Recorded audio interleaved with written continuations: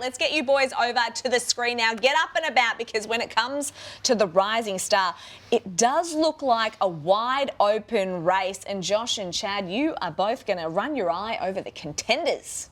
Well, Nat, one of the key findings from round one was this year's Rising Star class, Chad, is a Melbourne Cup field. It's absolutely stacked. It's why the Rising Star panel had such a big decision to make on Monday when it came to the round one nominee. Sam Lawler got that, of course. But who, by the end of the season, will be this year's Rising Star?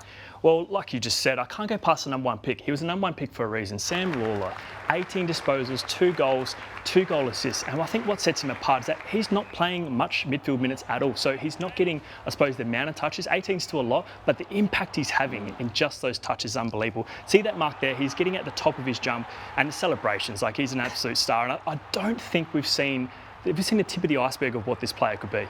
Coming off an interrupted pre-season, of course, so it's hard to argue with any of that. I'm going to take a really safe option here. I'm going to go with Levi Ashcroft, pick 5 last year, father-son pick. He came exactly as advertised at the SCG. Bit of a late inclusion. He was supposed to start as the sub, came into the 22 and had 25 disposals and just looked cherry ripe from the start. And when you consider how deep that midfield bats, I think he's going to get a lot of protection in his debut season. And his form as an underage player has translated straight to the top. He found so many disposals at Brighton Grammar, at Sandringham Dragons, at Vic Metro and with the Academy. So he's my tip.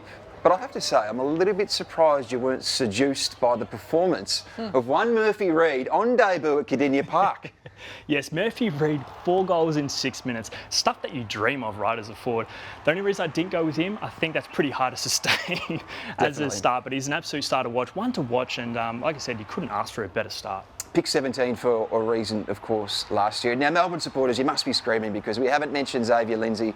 We haven't mentioned Harvey Langford. Those two are going to be clearly big contenders the longer this year goes on. And so will North Melbourne young gun Finn O'Sullivan. The Kangaroos always have a rising star contender. But Nat, I want to ask you about someone from last Friday night, because Isaac Kako had a phenomenal start to 2025. I am low-key obsessed with Isaac Kako. I found myself not watching the Hawthorn game at all, but just watching Isaac Kako and his running patterns and everything he did. It was Cyril-esque at times. So I am very excited, and I would be too if you are a Bombers fan.